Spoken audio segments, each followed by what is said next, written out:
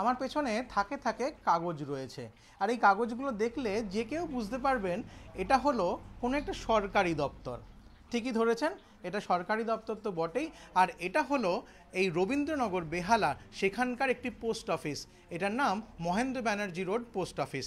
তবে পোস্ট অফিসের এই মুহূর্তে তলার অবস্থাটা দেখাবো। আমি যেখানে দাঁড়িয়ে রয়েছি আমার এত পর্যন্ত জল, এই জলের মধ্যেই দাঁড়িয়ে রয়েছি এবং সেই জলের মধ্যেই পোস্ট অফিস চলছে। যারা স্টাফেরা রয়েছেন তাদের সঙ্গেও কথা বলে দেখব যে এই যে ঘরটা থেকে পরিষেবা দেওয়া হচ্ছে মানুষকে, সেই ঘরটাও এই মুহূর্তে জলের তলায়, এবং প্রত্যেকে যারা বসে আছেন কর্মচারীরা তারা কিন্তু জলের মধ্যেই বসে রয়েছেন। এই অবস্থার মধ্যে তাদেরকে দিন কাটাতে হচ্ছে।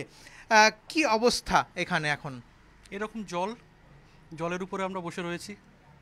এখানে কি নিয়মিত বৃষ্টি হলে এরকম পরিস্থিতি হয়? লাস্ট ইয়ার দুবার পেয়েছি, এবছর এই ফার্স্ট টাইম। পরিষেবা কতটা বিঘ্নিত হচ্ছে? মানে আজকে যে অন করব মেশিন, সব কটা মেশিনে মানে তারের ভেতরে জল, মানে আপনার সুইচের ভেতর থেকে জল পড়ছে। এবার জল পড়লে যদি শর্ট সার্কিট হয়ে যায়, ইন দ্যাট কেস আমরা একটা ডিপার্টমেন্টকে জানিয়েছি, হায়ার অথরিটিকে জানিয়েছি।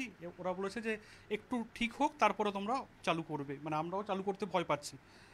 সাপোজ যদি এখানে মানে সুইচের ভেতরে হাত দিতে গিয়ে এই যে আমার পুরো জলটা এইভাবে পড়ছে, পুরো মনিটরের উপরে জল পড়ছে, বা তাহলে তো আমি মেশিনটা চলবে না। তো সেই কারণে আমরা আপাতত বন্ধ রেখেছি। এটা একটু নর্মাল হলে আবার আমরা চালু করব। আপনার নামটা? দেবাশিস সুর।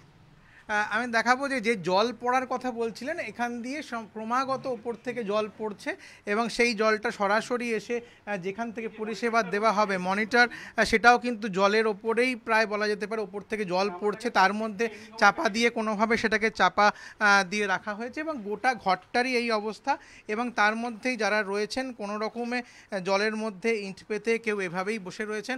আর এটাই কিন্তু এই মুহূর্তে রবীন্দ্রনগরের এই পোস্ট অফিসের ছবি।